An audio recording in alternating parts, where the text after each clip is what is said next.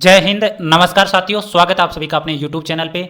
जिनका भी अध्यापक मुख्य परीक्षा लेवल प्रथम के दोगुना सूची में चयन हुआ है, सभी को बहुत बहुत बधाइयाँ और आपको अंतिम सूची में चयनित होने के लिए मेरी तरफ से आपको बहुत बहुत शुभकामनाएं। तो आज इस वीडियो के माध्यम से हम जानने वाले हैं कि अंतिम कट ऑफ क्या रह सकती है। साथ ही साथ हम जानेंगे कि जो बोर्ड के द्वारा जो डॉक्यूमेंट वेरिफिकेशन के लिए जो प्रपत्र जारी किया उसमें क्या क्या हमें ध्यान रखना और क्या क्या डॉक्यूमेंट वेरिफिकेशन के लिए चाहिए। दूसरी बात यह है कि हमसे बहुत सारी गलतियाँ हो जाती है, तो उनमें उनका सोल्यूशन क्या है इस वीडियो के माध्यम से हम पूरा देखने वाले हैं। जैसे कि जाति प्रमाण पत्र को लेकर है, विवाह प्रमाण पत्र को लेकर है, जो भी आपकी त्रुटियां हुई उन सबको लेकर इस वीडियो में हम बात करने वाले हैं। तो वीडियो को अंत तक जरूर देखना है। चैनल पर पहली बार विजिट कर रहे हो तो चैनल को सब्सक्राइब जरूर करना है, बेल आइकन दबा लेना है और कमेंट करके जरूर बताना है कि आपका सिलेक्शन है वो लगभग कितने नंबर से हो रहा है। और हमसे टेलीग्राम ग्रुप से जुड़ने के लिए आपको कमेंट सेक्शन में लिंक मिल जाएगा।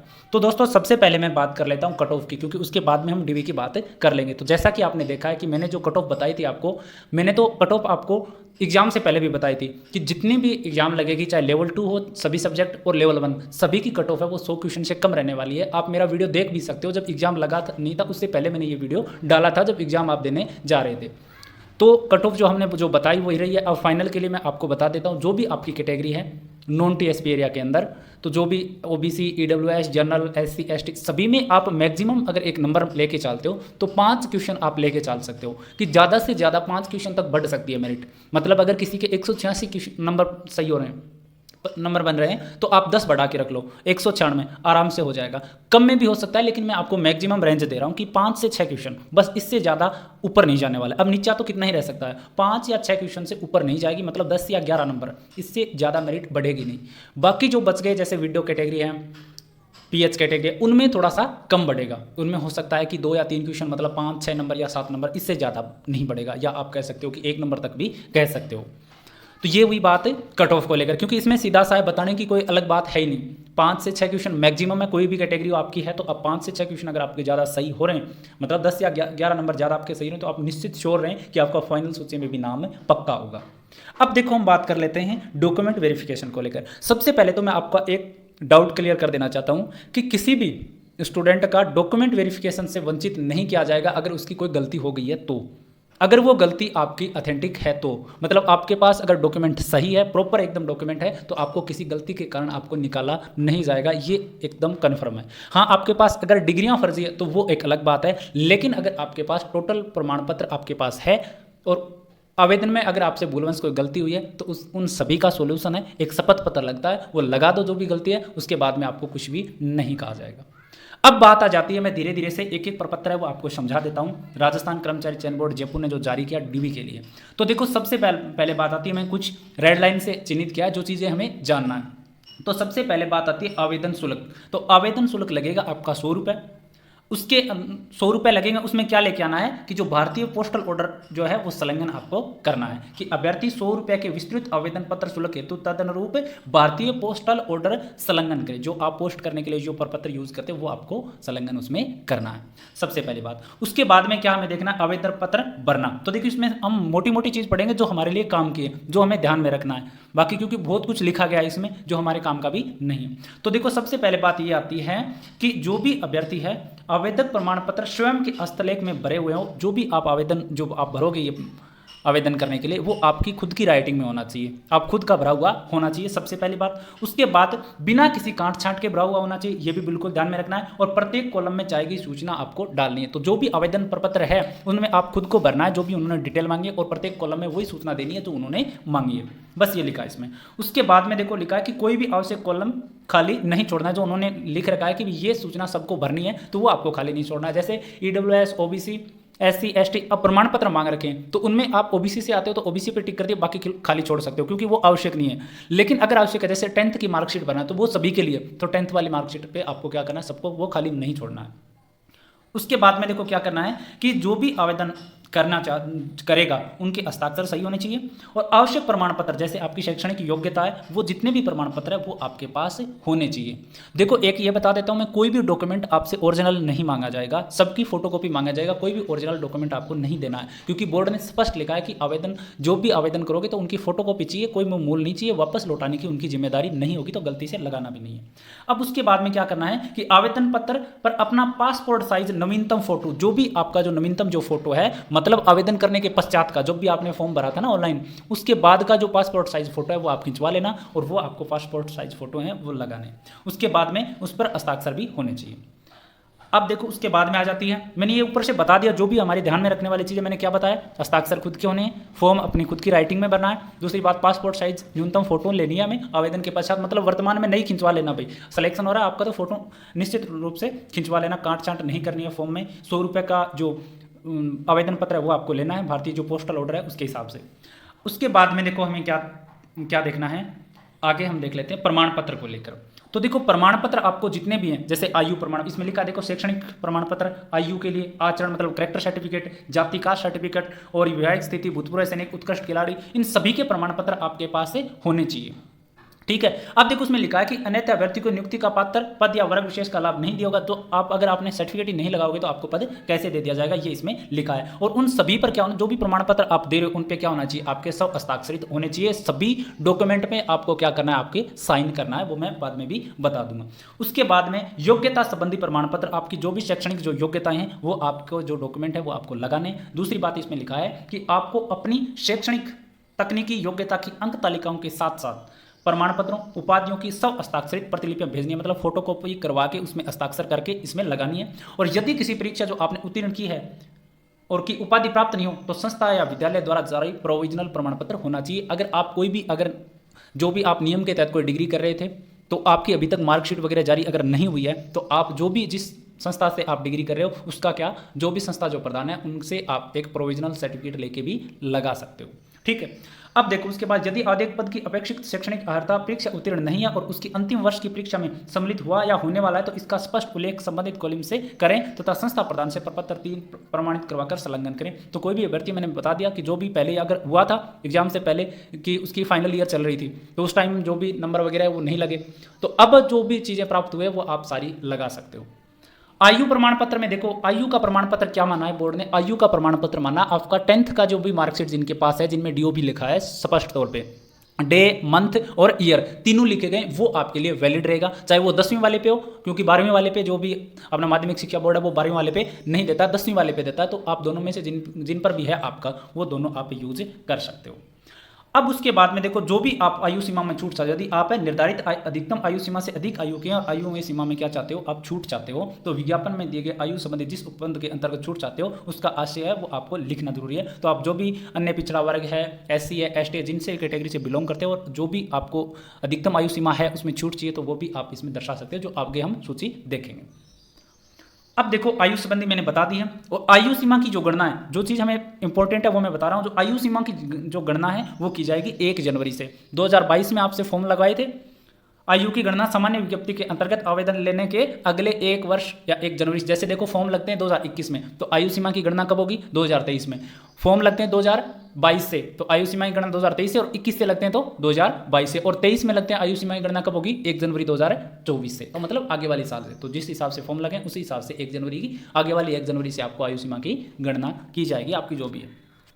उसके बाद में देखो लिखा है कि यदि कोई अभ्यर्थी सीधी भर्ती के लिए ऐसे किसी वर्ष विशेष में जिसमें कोई भर्ती नहीं की गई थी अपनी आयु के संबंध में हकदार था तो उसे ठीक आगामी भर्ती के लिए पात्र समझा जाएगा यदि वह 3 वर्ष से अधिक के द्वारा अधिकायु का या कि नहीं हुआ या हुई है तो यह छूट विज्ञप्ति में उल्लिखित होने पर ही मान्य है। तो ऐसा कोई भी अभ्यर्थी जिस टाइम उसकी अंतिम वर्ष थी, जैसे आप मान सकते हो कि कोई भी कैटेगरी जैसे OBC की कैटेगरी है, मान लिया कि अधिकतम आयु सीमा में छूट मिलती है 30 साल तक, और जो जब आपकी 30वीं साल जो थी अधिकतम हो गई 30वें साल में आपके लिए ये कोई भी भर्ती नहीं आई और राजस्थान सरकार क्या कर देती है घोषणा कर देती है कि भाई जो भी इस अंतिम वर्ष के जो छात्र हैं विज्ञप्ति हम जारी नहीं कर पाए तो आगे जो भी जब ये भर्ती आएगी तो उनमें आपको छूट मिलेगा। तो ऐसे अभ्यर्थियों को इसमें भी छूट का प्रावधान किया जाएगा चाहे वो ज़्यादा होंगे उम्र, ये बोला इसमें। उसके बाद में स्थायी राज्य कर्मचारी को चरित्र संबंधी प्रमाण पत्र भेजने की आवश्यकता नहीं है। तो जो भी राजस्थान सरकार में कोई भी स्थायी पद पे काम करें चाहे वो कोई भी जॉब कर रहे हैं स्थायी जो हो तो उनको चरित्र प्रमाण पत्र की जरूरत नहीं है, लेकिन इसके बदले में स्थायी राज्य कर्मचारी होने का प्रमाण पत्र भी आपको लगाना जरूरी है। उसके बाद में देखो हमें पूछा है जाति प्रमाण पत्र। तो जाति प्रमाण पत्र में क्या लिखा है कि जो आवेदक राजस्थान के किसी आर्थिक रूप से कमजोर वर्ग, अनुसूचित जाति, अनुसूचित जनजाति, अन्य पिछड़ा वर्ग, अति पिछड़ा वर्ग के हों, उन्हें चाहिए कि वे इसके प्रमाण स्वरूप निर्धारित प्रपत्र में निम्न अधिकारियों में से किसी एक अधिकारी द्वारा प्रदत्त प्रमाण पत्र प्रस्तुत करें, जो कि आवेदन पत्र प्राप्ति की अंतिम दिनांक के पूर्व और नवीनतम जारी हो, अन्यथा अभ्यर्थियों को वर्ग विशेष में लाभ विज्ञापित पदों हेतु देय नहीं होगा। तो देखो जाति प्रमाण पत्र का यह है कि आपको जाति प्रमाण पत्र चाहिए। जाति प्रमाण पत्र के बारे में बार बार बोला गया था कि भी जाति प्रमाण पत्र वो नवीनतम होना चाहिए और आवेदन प्राप्ति की तिथि से पहले का होना चाहिए। जैसे देखो जब आपके आवेदन लिए जा रहे थे तो ये मान लो 24 तारीख लास्ट थी फॉर्म भरने की, तो आपका जाति प्रमाण पत्र जो है वो 24 से पहले का होना चाहिए।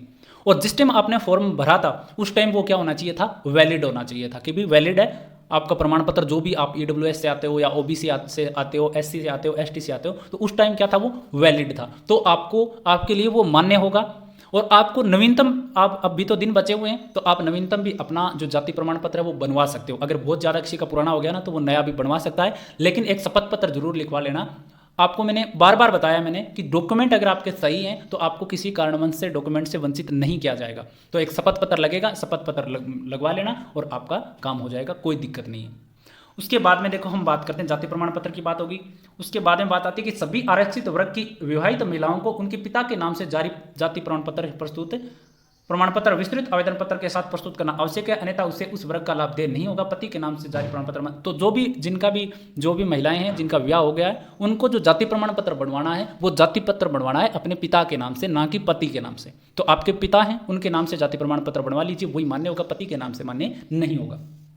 उसके बाद में देखो जो आवेदक अन्य पिछड़ा वर्ग के हैं वे उक्त अनुसार सक्षम अधिकारी द्वारा जारी प्रमाण पत्र के संबंध में यह भी सुनिश्चित कर लें कि वो कौन सी श्रेणी से आते हैं, कि वो नॉन क्रीमिलियर से हैं या नॉन क्रीमिलियर से या क्रीमिलियर श्रेणी से आते हैं। ये आप देख सकते हो, क्रीमिलियर श्रेणी में अगर ओबीसी का कोई कैंडिडेट आता है तो उसको किसी भी प्रकार का लाभ नहीं दिया जाएगा, जनरल कैटेगरी में काउंट कर दिया जाएगा।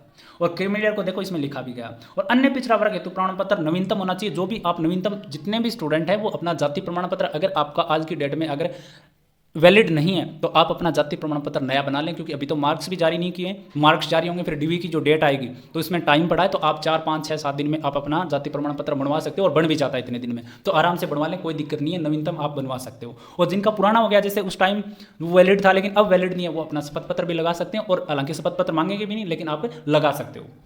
अब बात आती है देखो प्रमाण पत्र नियमानुसार माता पिता की आय के आधार पर विवाहित महिला अभ्यर्थी को भी माता पिता के आय के आधार पर सक्षम अधिकारी द्वारा राजस्थान राज्य सरकार द्वारा निर्धारित प्रपत्र पर जारी किया। देखो आय प्रमाण पत्र बनवाना है आपको, आय प्रमाण पत्र सभी को, चाहे तो वो विवाहित हो चाहे वो अविवाहित, तो सभी को क्या बनवाना है, अपने माता पिता की आय के आधार पर ही आपको क्या बनवाना है, आय प्रमाण पत्र बनवाना है। तो जो भी महिलाएं विवाहित है वो अपने पति के नाम से आय प्रमाण पत्र नहीं बनवाएं, वो किसके आधार पर बनाना है, अपने पिता की आय के आधार पर बनवाना है।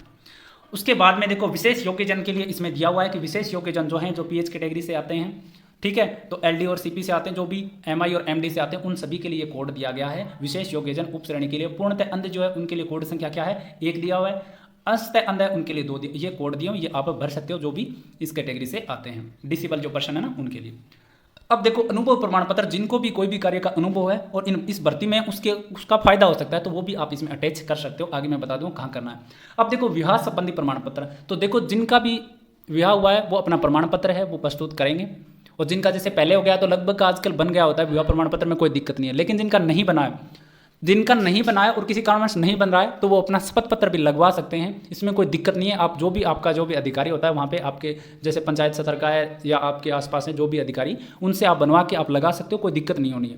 बाकी विवाह प्रमाण पत्र चाहिए जिसमें लिखा है कि आप यदि विवाहित हैं तो सक्षम अधिकारी द्वारा जारी विवाह पंजीयन प्रमाण पत्र संलग्न करें, और यदि आप तलाकशुदा हैं तो भी इस संबंध में प्रमाण पत्र प्रस्तुत करें कि जिन भी महिलाओं का तलाक हो गया तो उनको भी अपना प्रमाण पत्र लगाना जरूरी है। जो भी न्यायालय या जो भी आपका सर्टिफिकेट आपको जो मिला है इसका वो आपको लगाना है। और यदि आवेदक का विवाह राजस्थान राज्य के बाहर संपन्न होने के कारण पंजीकृत नहीं हुआ, तो कोई भी ऐसा अभ्यर्थी जिनका विवाह राजस्थान से बाहर हो गया और उनका पंजीकृत नहीं हुआ है, या अनिवार्य विवाह पंजीयन लागू होने से पूरा संपन्न होने के कारण पंजीकरण से छूट जाता है, तब भी वह इस हेतु पूर्ण विवरण सहित अपना शपथ पत्र, मैंने बता दिया ना कि जिनका भी विवाह प्रमाण पत्र नहीं बना है वो अपना शपथ पत्र लगा सकते हैं, आपको वंचित नहीं किया जाएगा डीवी से, ठीक है। अब देखो बात आती है सेवारत अभ्यर्थी जो अपनी सेवा है वो दे रहे हैं, जैसे देखो स्थायी या अस्थायी तौर पे जो भी कहीं पे भी विभाग में काम कर रहे हैं, कोई स्थायी है कोई अस्थायी भी है, तो वो भी क्या कर सकते हैं, इसमें आवेदन कर सकते हैं, लेकिन उनके आवेदन सीधे माध्यमिक शिक्षा बोर्ड जाएंगे, ठीक है। अब देखो राष्ट्रीयता सबको मैं बता दूं भारत का नागरिक होना चाहिए, क्योंकि राजस्थान के अंदर ये विचार से पाकिस्तान, बर्मा, श्रीलंका, पूर्वी अफ्रीकी देश, केन्या, युगांडा, संयुक्त तंजानिया वगैरह की अपनी कैटेगरी नहीं है। राजस्थान में लगभग जहाँ तक मैं जानता हूँ, जहाँ तक ये है कि सभी क्या है, भारतीय नागरिकता है, हमेशा से भारतीय नागरिकता लिखते आए हैं। उसके बाद में देखो, आवेदन पत्र के साथ कोई भी मूल प्रमाण पत्र नहीं भेजना चाहिए। मैंने शुरुआत में बताया कि कोई भी मूल प्रमाण पत्र आपको नहीं लगाना है। जैसे 10th की आपकी जो ओरिजिनल मार्कशीट है वो नहीं लगानी है, आधार कार्ड ओरिजिनल नहीं देना है, मूल निवास ओरिजिनल नहीं देना, कोई भी प्रमाण पत्र आपको ओरिजिनल देना ही नहीं है, क्योंकि बोर्ड ने स्पष्ट किया है कि मैं वापस देने की कोई गारंटी नहीं है। तो आप अपनी फोटोकॉपी लगाना, उसमें हस्ताक्षर करना है और आपको लगा देना। उसके बाद में देखो बात आ गई, ये अपने लिए इंपॉर्टेंट नहीं है क्योंकि इसमें कोई दिक्कत नहीं है, तो जो चीज़ें इंपॉर्टेंट है वो मैं आपको बता देता हूँ। अब देखो इसमें बनना है आवेदन प्राप्ति की तिथि और प्राप्ति क्रमांक, ये तो कार्यालय के लिए जो भी आपके जो पूछेंगे। अब ये मैंने शुरुआत में बता दिया कि 100 रुपये का जो पोस्टल ऑर्डर है वो आपको लेना है, वो आपको यहाँ पे लगाना है। आवेदक का हस्ताक्षर युक्त नवीनतम फोटो, यहाँ पे आपको अपनी फोटो चिपकानी है, वो भी आपको हस्ताक्षर करके फोटो पर। और ये जो आवेदन पत्र जो है वो 2 प्रतियां में होने चाहिए, मतलब 2 सेट तैयार कर लेना, हो सके तो आप 3 सेट तैयार कर लेना। जो भी ये सेट तैयार होना मैं यहाँ से मैं बताऊँ, उनकी 3 कॉपियां कर लेना, ठीक है, 3-3 कॉपियां कर लेना, अपने पास रख लेना, आराम से डीवी करवा के आ जाना है। अब देखो इसमें क्या बनना है, देखो सीधी सीधी चीज़ें, कुछ तो रोल नंबर लगाना है, आवेदन पत्र क्रमांक लिखना है, मेरिट क्रमांक जो आपकी अभी जारी होंगे, और पोस्टल ऑर्डर नंबर जो आप पोस्ट ऑफिस से मैंने बोला था ना कि जो ऑर्डर वाला लगाना है उसकी नंबर कितने, विज्ञापन संख्या, पद कोड, पद नाम, पद का नाम और विभाग का नाम। अब देखो आरक्षण वर्ग के लिए सामान्य से आते हो या आर्थिक रूप से कमजोर हो, अन्य पिछड़ा वर्ग हो, अति पिछड़ा वर्ग हो या अनुसूचित, ये जितने भी आपको कैटेगरियां हैं वो दे रखी है, जनरल, ओबीसी, ईडब्ल्यूएस, जिससे भी आते हो उस पर क्या करना है, आपको हाँ लिखना है। और बाकी जैसे कोई अभ्यर्थी है वो अन्य पिछड़ा वर्ग से आता है तो यहाँ पे तो हाँ लिख देना है, और बाकी में क्या कर देना है, क्रॉस कर देना है, खाली नहीं छोड़ना, क्रॉस कर देना है सब में, ठीक है। 2 का लाभ नहीं मिलेगा। मूल निवास और जन्म स्थान लिखना है यहाँ पे, मूल निवास किस राज्य में, जैसे आप राजस्थान से और राजस्थान में जन्म हुआ तो यहाँ पे लिखो कौन सी जिले से आते हो, कौन सी तहसील है, और अन्य आप अपना गाँव भी लिख सकते हो। जन्म स्थान लिखना है, मूल निवास, उसके बाद जन्म आपका कहाँ हुआ था, जैसे राजस्थान से और राजस्थान में जन्म हुआ तो राजस्थान लिख दो, और राजस्थान से और आपका जन्म हरियाणा में हुआ है तो यहाँ पे हरियाणा लिख दो, और हरियाणा के कौन से जिले में, तहसील में, तो दोनों आप लिख सकते हो। उसके बाद में देखो अतिरिक्त विशेष श्रेणी, अतिरिक्त विशेष श्रेणी में देखो एक तो महिलाओं के लिए जैसे विशेष योग्यता निर्देशानुसार कोड भी अंकित है, जैसे देखो अविवाहित महिलाएं, विवाहित है, विधवा है, महिलाओं के लिए स्पेशल, विच्छिन्न व्याजन जिनका तलाक हो गया उनके लिए ये लिखा है। ऊपर तो कैटेगरी आ गई सबकी, जनरल, ईडब्ल्यूएस, ओबीसी सब, और यहाँ पे लिखना है जो उप श्रेणियाँ जो है विशेष जो योग्य हैं, जैसे कोई महिला है वो विधवा हो गई है तो उनके लिए है कि यहाँ पे आपको भरना है। जैसे कोई महिला अगर अविवाहित है तो यहाँ पे क्या करना है, हाँ लिखना है। अविवाहित है तो क्या लिखना है, हाँ लिखना है। विधवा है किसी वजह से तो वो यहाँ पे लिखना है। विच्छिन्न वाजन का तलाक हुआ वो लिखना है। दृष्टिहीन या अल्प दृष्टि है उनको लिखना है। मूक बधिर, इनके लिए अलग अलग क्या दिए हुए हैं, बॉक्स दिए हुए हैं, यहाँ पे आपको अपनी कैटेगरी के हिसाब से भरना है। सेवारत कर्मचारी जो वर्तमान में लगे हुए हैं, जो भी कर्मचारी है, सरकारी कर्मचारी है और उन्होंने पेपर दिया था और वो इस भर्ती के लिए पेपर दिया और इसमें लगना चाहते हैं तो उनके लिए है, ये आप सबके लिए नहीं है। अब उसके बाद में ये होना है कि आवेदक का क्या लिखना है, पूरा नाम लिखना है हिंदी में, यहाँ पे अंग्रेजी में, ब्लॉक लेटर में मतलब कैपिटल लिखना है आपको। पिता का नाम, माता का नाम, आवेदक की जन्मतिथि, विज्ञप्ति में निर्धारित तिथि को आयु, जैसे देखो मैंने बताया ना कि 2023 में फॉर्म भराए तो 1 जनवरी 2024 तक आपको आयु बतानी कितनी है। नागरिकता भारतीय है या अन्य जो भी, धर्म आपको लिखना है, और विवाहिक स्थिति आपको लिखना है कि आप विवाहित है या नहीं है, जैसे आप अगर तलाकशुदा हो, विधवा है, वो सभी कैटेगरी यहाँ पे भरनी है। उसके बाद में देखो विवाह विवरण, विवाहित होने की स्थिति में तो देखो जिनका भी विवाह हो गया है उनको यहाँ पे अपना क्या दिखना है, डेटा लगाना है कि आपकी पत्नी का नाम क्या है या आपके पति का नाम क्या है, विवाह की तिथि कब विवाह हुआ, कौन से स्थान पे, पंजीयन संख्या क्या है, पंजीयन स्थान कौन सा और पंजीयन अधिकारी कौन है। उसके बाद में संतान लिखने, जिनका भी विवाह हो गया और उनके बच्चे हैं तो वो यहाँ पे विवरण अपना लिख सकते हैं। और इसमें देखो ध्यान करना है कि 1/6/2002 से पूर्व कितनी संतानें थी और 1/6/2002 के पश्चात कितनी संतान थी, वो आपको भरना है। और पत्र व्यवहार का पता, जो भी आपका जो पता है जहाँ पे आपको जो भी आपके कोई भी आपको डाक वगैरह भेजता है, जहाँ पे आपका जो डाक आ जाता है वो पता यहाँ पे लिखना है। और यहाँ पे स्थायी निवास का पता, जैसे देखो डाक का पता ऐसे हो जाता है, जैसे आप चूरू से आते हो और आप जयपुर रह रहे हो तो आपको अब कहाँ चाहिए डाक, जयपुर में चाहिए तो यहाँ का भर सकते हो आप। ये जैसे चूरू के हो और जयपुर में रह ही रहे हो लेकिन पते वगैरह सारे कहाँ हैं, चूरू के, तो नीचे आ जाएगा स्थायी पता। तो आपको ये लिखना, दोनों सेम भी लिख सकते हो जहाँ से भी आप आते हो, जैसे लगभग लोग एक ही जगह रहते हैं अपने मूल स्थान पर।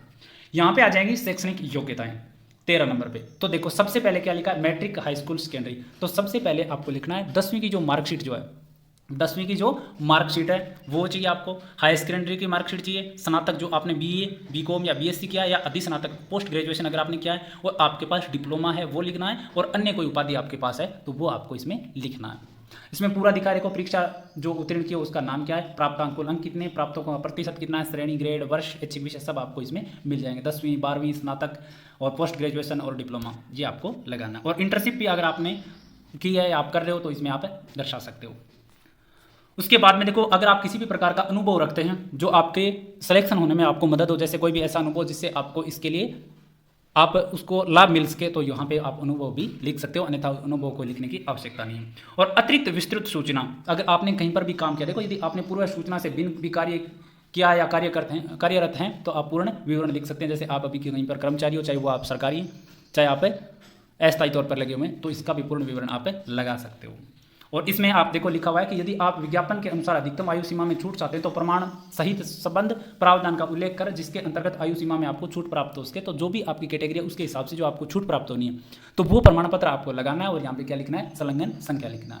और यदि आपने अन्य कोई विशेष योग्यता जैसे अनुभव, पुरस्कार, पदक, विजय चिन्ह कोई प्राप्त किया है तो उसके अनुसार भी आप यहाँ पे लिख सकते हो और उनका संलग्न भी लगा सकते हो। जैसे आपने कोई पदक मिला है, आपको उसका प्रमाण पत्र भी मिलता है साथ में, तो वो लिख के यहाँ पे वो प्रमाण पत्र साथ में लगा सकते हो।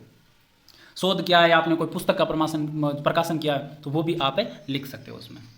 उसके बाद में देखो ये जरूरी है कि कोई भी ऐसा अभ्यर्थी जो किसी कारणवश, जैसे नकल गिरोह में या कहीं पर भी, जो कोई भी बोर्ड है, जैसे अपना माध्यमिक शिक्षा बोर्ड भी हो गया, कोई भी यूनिवर्सिटी हो गई, या कोई भी आपके में मान लो अपना कर्मचारी चयन बोर्ड है, आरपीएससी है या एसएससी है, इनकी तरफ से अगर कभी भी आपको क्या किया जाता है, ब्लैक लिस्ट किया जाता है या दंडित किया जाता है, तो उसका विवरण इसमें लिखना जरूरी है। अन्यथा अगर आप हुए हो और आपने नहीं दिया तो आप इससे वंचित हो सकते हो।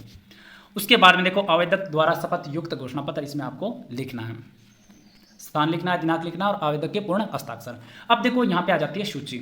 अब देखो इसको समझना है कि अंक पत्र लगाना है, मैट्रिक मतलब 10वीं क्लास की जो मार्कशीट जो आपको है वो यहाँ पे लगानी है, उसकी जारी कब हुई है और दिनांक, जारी क्रमांक और दिनांक ये दोनों लिखनी है, और संलग्न संख्या कितने नंबर पे आप लगा रहे हो, 10वीं की मार्कशीट। उपाधि प्रमाण पत्र, देखो अब दो चीज आती है कि 10वीं, आज के टाइम जितने भी लगभग केस में आप सभी के पास 10वीं की मार्कशीट आती है, अलग से डिग्री नहीं आती है। लेकिन पहले आप बात करोगे आज से 8-9 साल पहले की, तो एक मार्कशीट आती थी चौकोर साइज में, और उसमें आपके फोटो वगैरह भी नहीं लगी होती थी और डिग्री उनमें अलग से दी जाती थी, तो उनके लिए है वो अलग से लगा सकते हैं। लेकिन हमारे पास जो 10वीं की जो मार्कशीट आती है उसमें फोटो लगी हुई होती है, और 10वीं की मार्कशीट होती है एक साइड में और पीछे वाले साइड में उसकी क्या होती है, डिग्री होती है। तो एक ही साथ आती है, दो जगह में लगानी नहीं है, तो यहाँ पे एक बार में ही आपको लगा देना है। ऐसे ही 12वीं की मार्कशीट लगानी है आपको, यहाँ पे डिग्री खाली छोड़ देनी है क्योंकि उसमें साथ ही लगी हुई है डिग्री। और उसके बाद में अगर आपने बीए वगैरह किया है तो देखो आवेदन करते समय आपने जो भी योग्यता बताई है, जैसे आपने 12वीं तक की किया है कि 12वीं मैंने की, उसके बाद बीएसटीसी कर ली और मैं सेलेक्ट हो रहा हूँ एग्जाम में, तो 12वीं तक ही लगना है। आपने आगे बीए में डिग्री वगैरह की नहीं है तो आपको नहीं लगाना है।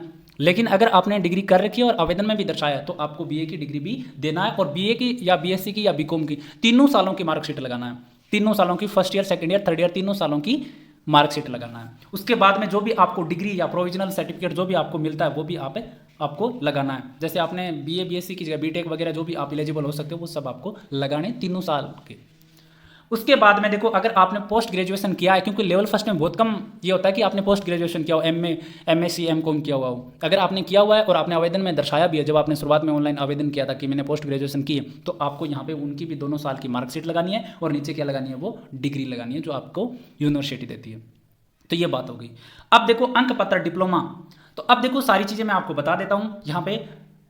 उपाधि प्रमाण पत्र या डिप्लोमा जो भी आपने डिग्री की है, जैसे बीएसटीसी किया लेवल फर्स्ट वालों ने, तो बीएसटीसी की दोनों साल की जो भी मार्कशीट है वो यहाँ पे आपको लगानी है, दोनों सालों की, और नीचे आपको क्या लगानी है, उसकी डिप्लोमा या डिग्री आपको लगानी है।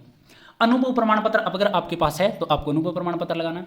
मूल निवास प्रमाण पत्र आपको लगाना है, और मूल निवास प्रमाण पत्र की मैं एक बात बता दूं आपको, मूल निवास प्रमाण पत्र लाइफ में एक ही बार बनता है, और मूल निवास प्रमाण पत्र ऐसा होना चाहिए जिसमें क्या हो, टोकन नंबर हो, मतलब ऑनलाइन जो बना हुआ जो आपका मूल निवास है ना वही होना चाहिए। जिनके पास बहुत पुराने जो मोर लगा के बनाए हुए हैं, जो पहले फोटो पे मोर लगा के बनाए हुए हैं, वो आपके नहीं चलेंगे। ऑनलाइन आवेदन करके बना हुआ जो मूल निवास है वही चलेगा, चाहे वो आपने 2010 में बनाया हो, चाहे आप 2006 में बनाया हो, लेकिन होना क्या चाहिए, ऑनलाइन किया हुआ होना चाहिए। उसमें टोकन नंबर होने चाहिए, टोकन नंबर लिखा हुआ मिलेगा आपको, वो आपका वैलिड होगा। अब उसमें ये नहीं है कि 2016 में बना था तो वो खराब हो गया। 2016 में अगर आपका टोकन नंबर बना हुआ जो मूल निवास बन गया तो आप 20 साल तक भी उसको मान्य कर सकते हैं, 30 साल तक भी कर सकते हैं, अगर सरकार का कोई रूल चेंज ना हो तो आपका मूल निवास प्रमाण पत्र आप सबके पास है। जाति प्रमाण पत्र का मैंने ऊपर भी बता दिया था कि आप जिस भी कैटेगरी से बिलोंग करते हो आपको जाति प्रमाण पत्र लगाना है। और अन्य प्रमाण पत्र, अगर आपके पास कोई भी अन्य प्रमाण पत्र हैं तो वो आपको लगाने हैं, और उसके बाद में लास्ट में आपको शपथ पत्र भी लगाने। तो ऐसी आपको 3 सेट तैयार करनी है, 2 कर लेना या 3 कर लेना। फाइल ले आना, एक तो वो जो सीधी जो आती है ना प्लास्टिक वाली जो फाइल जिसके अंदर अपन डॉक्यूमेंट डाल सके, वो ले आना। उसमें आवेदन पत्र लगा लेना, पहले आवेदन पत्र लगा लेना। फिर इसमें आधार कार्ड की फोटोकॉपी निकलवा लेना, 3 आधार कार्ड जरूर निकलवा लेना फोटोकॉपी, और जिसमें बारकोड स्पष्ट रूप से उसमें दिखते हों। ऐसा नहीं है कि आप जिसमें बारकोड नहीं दिख रहे हैं और ऐसी फोटोकॉपी लगा रहे हो, स्पष्ट तौर पे जो रंगीन फोटोकॉपी आप कह सकते हो एक बार, तो रंगीन फोटोकॉपी लगा लेना। आवेदन पत्र, जो आवेदन आपने शुरुआत में किया था वो, उसके बाद में आपको 10वीं की मार्कशीट, 12वीं की मार्कशीट, रीट का जो प्रमाण पत्र है वो भी आपको चाहिएगा, और उसके बाद में बीएसटीसी की 2 साल की जो मार्कशीट है वो चाहिए, जो बीएसटीसी की जो डिग्री है वो भी आपको चाहिए, और आपको स्काउट का प्रमाण पत्र भी आपको चाहिए। स्काउट के प्रमाण पत्र में ऐसा है, देखो डॉक्यूमेंट वेरिफिकेशन टाइम में मांग भी लेते हैं और नहीं भी मांगते हैं, दोनों ही काम होते हैं। स्काउट का जो प्रमाण पत्र है ना वो मांग भी लेते हैं और मांगते भी नहीं है, तो आपको जिनके भी पास भी है स्काउट प्रमाण पत्र उनको आपको रखना है। और ऐसा संस्था प्रधान, जिस संस्था जिनके पास स्काउट वाला नहीं था, तो आप अपने संस्था प्रधान से आप एक शपथ पत्र लिखवा सकते हो कि हमारी संस्था में स्काउट नहीं था और इस वजह से स्काउट का प्रमाण पत्र भी अपने पास नहीं होगा, तो इसमें कोई दिक्कतें नहीं आएगी। पहली बात तो मांगेंगे नहीं, लेकिन मांगेंगे तो आपको वो शपथ पत्र लिखा ही रखना है और वहाँ पे आपको पेश कर देना कि ऐसी संस्था प्रधान से मैंने किया है और वहाँ पे स्काउट नहीं है। उसके बाद में देखो क्या करना है, स्काउट का मैंने बता दिया। एडमिशन डेट, जो भी आपने बीएसटीसी में जब एडमिशन लिया था, जो स्लिप थी, जो शुरुआत में जो एडमिशन हुआ, वो आपको जरूर रखना है। चरित्र प्रमाण पत्र आपको कहाँ से बनवाना है? चरित्र प्रमाण पत्र आपको चाहिए जहां आपने जिस स्कूल या जिस कॉलेज में या जिस संस्था में आपने अंतिम रूप बार पढ़ाई की है, वहां का क्या चाहिए? चरित्र प्रमाण पत्र, वहां के संस्था प्रधान द्वारा जारी किया गया चरित्र प्रमाण पत्र आपको चाहिएगा। ठीक है, उसके बाद में जाति का बता दिया, मूल निवास का बता दिया, तो ये सारी चीज़ें आपके पास होनी चाहिए। सभी डॉक्यूमेंट पर जो भी फोटोकॉपी आप करवाओ उन सब पे आपके हस्ताक्षर होनी चाहिए। आपका नवीनतम फोटो आप मैंने बता दिया था लगाना ही है, ये सारी चीज़ें आपको चाहिएगी।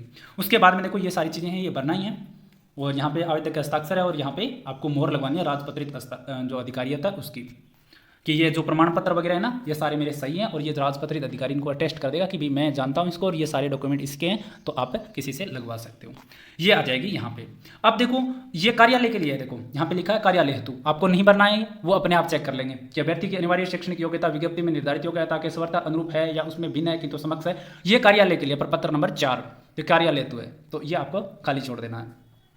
उसके बाद में आपको क्या है, आयु में, अगर आयु में, आयु वाला भी उधर आ गया, ऊपर 4 पॉइंट है उसमें, अधिकतम आयु सीमा में विविध श्रेणियों या वर्गों के लिए दे छूट के सामान्य प्रावधान। तो जो भी जिस कैटेगरी से आप आते हो, जैसे ईडब्ल्यूएस से, ओबीसी से, जनरल से, या आप SC ST से अपनी कैटेगरी से आते हो और अगर आपको छूट मिलती है आयु सीमा में, तो उसका यहाँ पे उल्लेख किया गया है, तो यहाँ पे आप देख सकते हो।